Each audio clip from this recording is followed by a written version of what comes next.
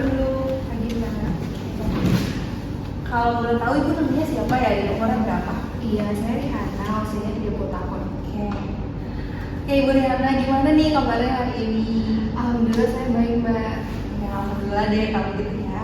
Perkenalkan juga, sebelumnya saya Arya, selaku ahli gizi di rumah sakit keluarga ini. Dan sebelumnya dari data yang sudah diberikan, di sini saya ingin mengetahui lebih lanjut tentang kondisi ibu. Dan konseling kali ini nanti hasilnya akan sesuai dengan kesepakatan kita. Maka dari itu sebelumnya saya mau tahu dulu nih ekspektasi ibu, harapan ibu gitu setelah konseling hari ini selesai itu apa sih? Ya, jadi saya maunya tuh nanti saya berat badan saya tuh turun sampai langsing gitu ya, karena dari dokter juga bilangnya saya tuh udah obesitas. Oke, mungkin boleh diceritakan apa yang bikin ibu khawatir dengan kondisi ibu saat ini? Iya, soalnya tuh saya tuh berat badan saya tuh selalu naik gitu, Mbak, padahal makanan saya tuh juga nggak macam-macam loh, Mbak. Iya sih, saya ngerti kalau misalkan hal ini bikin bingung ya. Nah, menurut ibu apa yang membuat ibu ingin mulai memperbaiki kondisi sekarang? Supaya lebih sehat pastinya ya, Mbak, karena saya takutnya tuh nanti bisa memicu penyakit lainnya gitu, karena banyak banget tuh yang bilang kayak gitu ya.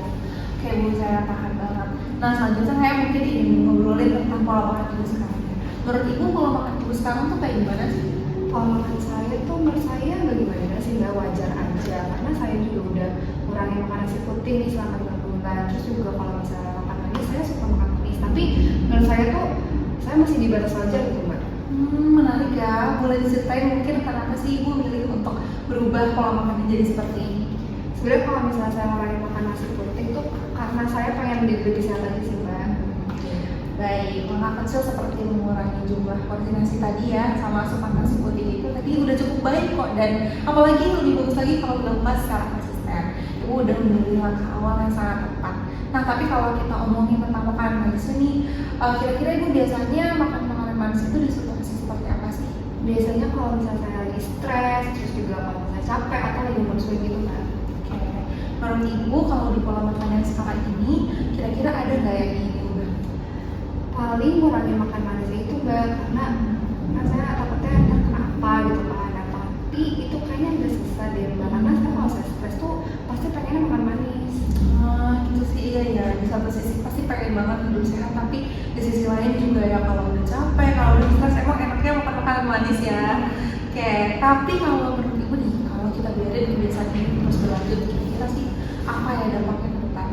Pasti nanti berat badan saya nih atau turun, terus juga mungkin bisa memicu penyakit lain ya, Mbak. Iya benar banget, nah saya senang banget karena ibu udah sadar gitu ya apa dampak buat ke depannya. Nah makanya nih, kira-kira apa langkah kecil yang bisa mulai ibu lakukan untuk mengurangi makan makanan manis, apalagi kalau saat-saat stres? Mungkin makan manisnya bisa ganti ke buah dulu kali ya, Mbak, karena kan sama-sama manis. Mungkin itu bisa membantu buat stres saya gitu. Oke, ini udah ide yang bagus banget ya. Dan biasanya kalau stres selain makan makanan manis, apa sih yang ibu lakuin? Biasanya selain makan manis, saya paling suka dengerin lagu atau masak. Nah, tapi saya tuh masak juga makan manis. Nah, mungkin itu bisa saya ganti ke makanan yang lebih sehat kali ya, Mbak. Iya, benar, saya setuju banget sama itu dan ini udah langkah yang tepat. Oke, kalau boleh tahu juga terakhir pengukuran berat badan dan tinggi badan itu di berapa ya Bu? Saya tuh berat badannya 70, terus tinggi badannya 158. Oke, terima kasih Bu. Dan kalau boleh tahu nih, biasanya kegiatan hari-hari ibu tuh kayak gimana sih? Hari-hari saya biasanya tuh dari hari Senin sampai Jumat tuh kan sama, saya kerja di depan laptop, duduk seharian dari pagi sampai sore. Berarti lumayan padat ya, apalagi capek pastinya habis kerja seharian gitu, pulang langsung istirahat. Nah, biasanya kalau di kantor ini ada selingan kegiatan kayak aktivitas fisik atau emang kebanyakan duduk gitu? Kalau aktivitas fisik tuh nggak ada sih, Mbak, soalnya emang saya kerjanya di depan laptop gitu, jadi full duduk. Iya gitu ya, oke. Kalau buat akhir pekan gitu, biasanya ibu isi waktu luang dengan aktivitas apa? Iya, karena di weekday itu saya padat banget nih sama kerjaan, jadi kalau weekendnya tuh pasti saya manfaatin buat istirahat atau saya pergi ke kafe buat refreshing aja, Mbak. Oke, baik Bu. Nah, menurut ibu nih dari cerita kegiatan aktivitas ibu sehari-hari, ada nggak sih bagian yang ingin ibu ubah dari rutinitas ibu? Paling kayaknya lebih baik kalau misalnya saya lebih banyak gerak gitu ya, Mbak. Kenapa tuh ibu merasa mulai lebih banyak bergerak harusnya? Karena kan saya tuh kerja duduk ya, Mbak. Jadi tuh saya nggak tahu kenapa tuh rasanya tuh cepat pegel, cepat capek juga. Terus kayak saya tuh juga nggak mau kalau misalnya nanti BB saya tuh makin naik lagi gitu. Oke, berarti ibu mau agar lebih bugar gitu ya, merasa lebih sehat dan menjaga berat badan. Nah, kalau kita mulai deket-deket ini nih, mulai sekarang, apa sih aktivitas fisik yang paling mungkin dimulai secepat mungkin? Mungkin yang paling saya bisa lakuin kayak peregangan atau jalan santai sih Mbak. Nah, itu udah oke banget Bu, udah cukup tepat. Kalau boleh tahu gimana rencana Ibu untuk mengaplikasikan aktivitas ini kayak jalan ringan dan yang lainnya?